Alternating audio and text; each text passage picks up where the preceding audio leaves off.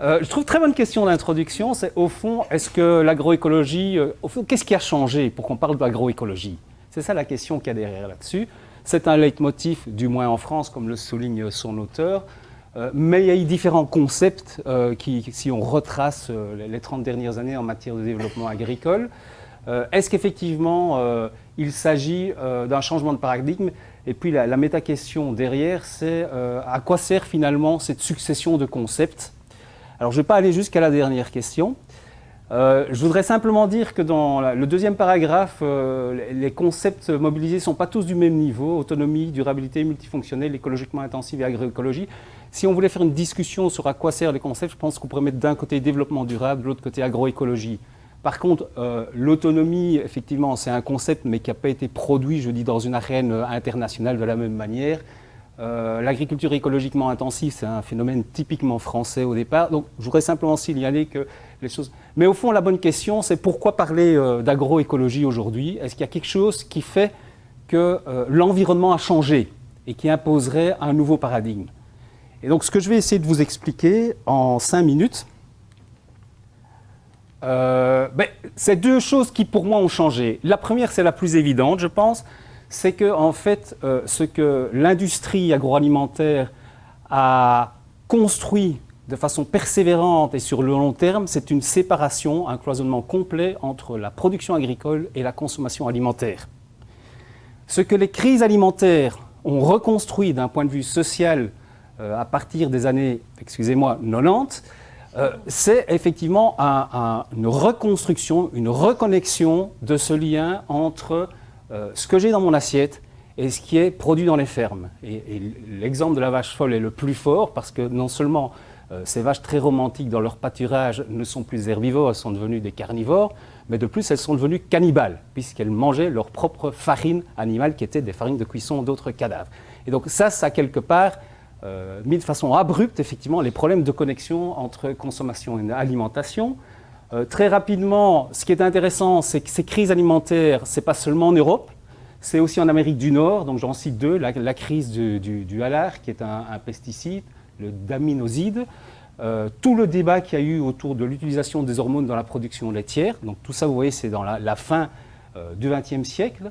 Et on peut aussi regarder ce qui s'est passé en particulier autour des OGM, avec l'entrée clandestine des OGM au Brésil, et le fait que finalement le gouvernement brésilien, a posteriori, a dû valider cette utilisation des OGM. Donc, ces crises reconstruisent un lien, mais ce qui est important de souligner aussi, ce lien entre consommation et production, il est reconstruit plus à un niveau local ou national, il est reconstruit à un niveau global.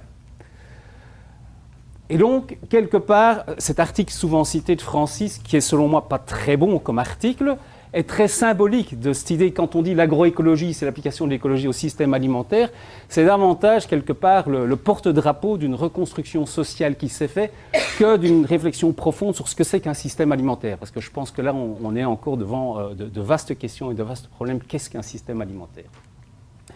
Deuxième chose, plus subtile, c'est ce que Marc Mormon appelle la globalisation de l'écologisation. Alors, petite parenthèse, j'ai 4 ou 5 références, on les mettra à disposition sur le site. Si vous voulez creuser ces questions, vous pourrez lire ça à votre aise pour mieux comprendre. Alors, qu'est-ce que nous dit Marc Mormon, qui est en fait un de ces sociologues ruraux, qui est devenu un sociologue de l'environnement. Donc, il y a toute une génération qui est celle qui le précède en réalité, qui est passée progressivement de problématiques rurales à des problématiques environnementales, précisément pour ce type de raison de globalisation, de l'écologisation.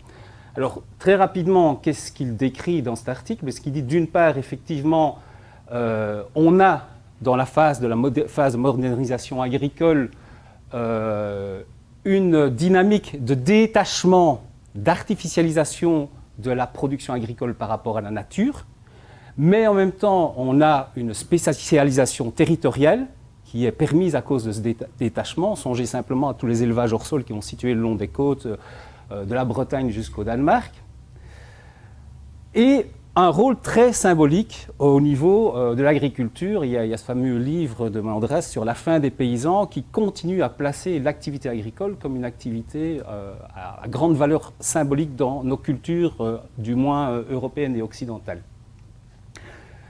Deuxième phase, à partir des années 70, on a un phénomène, alors ça varie d'un pays d'Europe à l'autre, mais globalement on a quand même un phénomène d'inversion et de repeuplement des campagnes, avec et donc un retour des gens qui reviennent vers des zones plus rurales, avec l'émergence des conflits environnementaux qui vont en fait confronter à l'agriculture aux différentes natures que ces nouveaux ruraux veulent, dont ces nouveaux ruraux veulent jouir. Et donc quelque part, l'agriculteur qui était celui qui gérait, maîtrisait la nature, va être confronté à toute une série de conflits au nom d'autres natures. Pensons aux chasseurs, pensons au tourisme, pensons au patrimoine de parc, etc.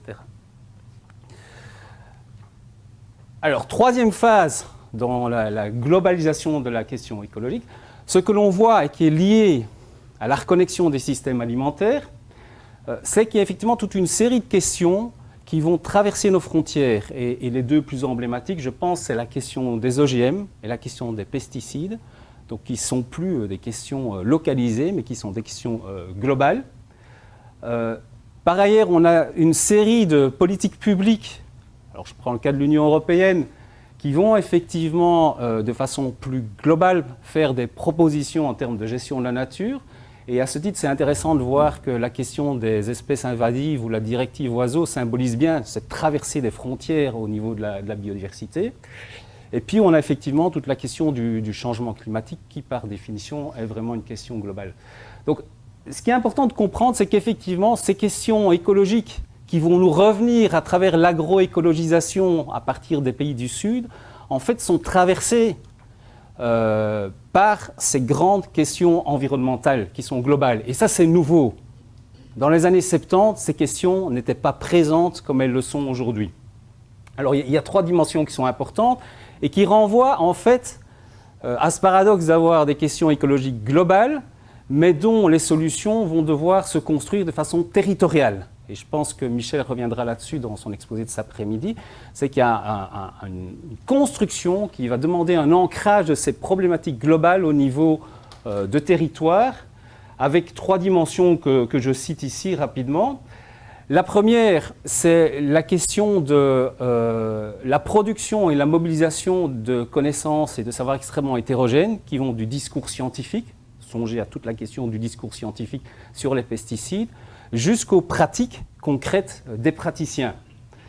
Et ces questions-là vont devoir se territorialiser. Bon, si on a parlé d'agriculture de conservation, toute la question qui est liée à la question du glyphosate, eh bien, cette question est en train d'émerger et d'être mise en débat sur des modalités très différentes que l'on soit, je pense, dans le sud de la Belgique, à Madagascar ou au Brésil.